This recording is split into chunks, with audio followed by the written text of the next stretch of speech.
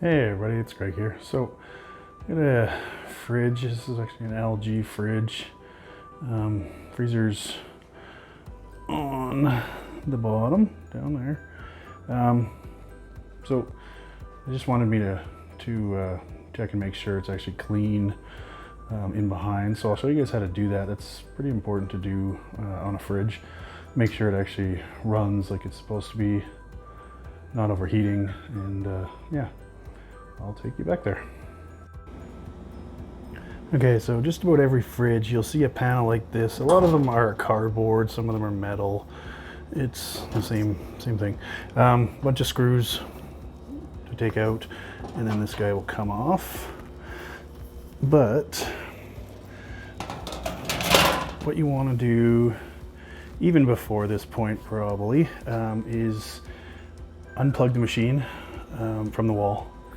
Because you get a fan back here and you got a bunch of things that you don't want to be touching because there's a lot of electrical stuff happening back here. So we're going to unplug it, and then I'll get you guys a little closer look at what we are cleaning out. Okay, so just like with most fridges nowadays, the coils that were on the back of a fridge before have now moved down here. So this is them. They just kind of rolled them on each other and made this block. The fan basically pushes air through this guy and cools off the refrigerant that's running through the inside of it. This fan, you will, if your fridge is starting to get not quite as cold as it should be, this is one of the guys I would definitely check, because if he is not doing his job, everything else has a very hard time doing their job. So definitely check that. And these coils, these ones aren't, I guess, too bad, but they could definitely use some cleaning. They got a bunch of stuff in there. So I'm gonna grab the vacuum and clean this guy out, and we can throw it back together. There's not much to this job. It's more or less just making sure you get all the fuzz out of here. Now in these coils, you have to use a very narrow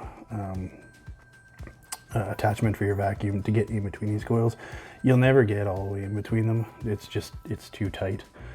But get what you can. It doesn't have to be perfect. Just, you know, getting anything out of there is going to help the fridge last longer and run a lot smoother.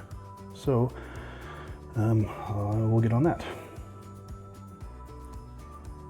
Okay, so I just wanted to put a little bit of light to this just so you guys can see it a little better, but these are the coils. I haven't obviously cleaned them yet, but yeah, there's not much to them. It's just getting all the fluff and stuff out of there. This one was actually done not too long ago, so it's not too bad. I would suggest doing this, well, to help out the fridge, I'd say every 6 months, but even if you did it once a year, especially if you have animals, that's a huge contributor to all the fuzz and stuff that sits on these guys. Yeah, it helps the fridge. If you want your fridge to last longer, you know, do this once a year. Okay, so just because I didn't mention this before, one of the areas you really want to get into the most is where that fan pushes the air first through those condenser coils. That's where a lot of the fluff and stuff is going to build up. This has been, well, I've cleaned this out twice now and there's still stuff in there, but what you don't want to do is take a pick or something like that to it, because if you end up hitting one of these lines hard enough, it would have to be pretty hard because it is steel tubing, but you could possibly poke through it. If you do that, it's almost a new fridge time. It's very expensive to fix. So just be careful when you're back here. Also with the shaft of the fan blade, it's not a very big shaft, so when you're cleaning in here, just be gentle, I guess, around that fan, because you can bust off the blades. Because they are plastic and they're in a cavity where they're getting hot, cooling off, getting hot, cooling off, they can get brittle. So you break off one of those, you're gonna need a new fan blade. If you bend the shaft for the fan, you're gonna need a new fan motor. So yeah, just be careful when you're in here. It's not you know, anything too crazy that you have to watch out for, but just those and the fact that you unplug it. Also, when you take the back panel off, you'll notice a bunch of stuff probably built up on there too. So you can always give that a clean off, and yeah, we can throw it all back together, and that's just about it to this job. We'll see you in a sec. Okay, just another helpful little tip here. When you're pushing the fridge back, a lot of the times there's quite a bit of cord back there. So tie it up to the back. I used some electrical tape and I just stuck it to the back of the fridge. If you don't do that, you can roll over the cord, and I've seen it before where people have actually cut the cord by rolling over it. So yeah, just make sure you keep it up somehow so it's not getting ran over. Okay, so that's it for this job.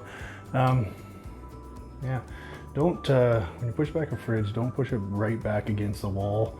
Leave it a little bit of a breathing room, but other than that, that was the whole job. It's a very quick one, and it's something that will prolong the life of the fridge. Now, not every fridge has those coils in the back. Some of them, they actually put it underneath the fridge. So you can take off your little kick plate in the front. Most of them don't have screws or anything. They just have clips, so you just pull it and it'll pop off. And then you can see the coils underneath. Those ones are actually even harder to clean, but you can do it. So yeah, if you guys like these videos, hit that subscribe button. That helps out a lot. Hit the like button. Throw me some comments on what you guys want to see next. And yeah, thanks for watching. Bye.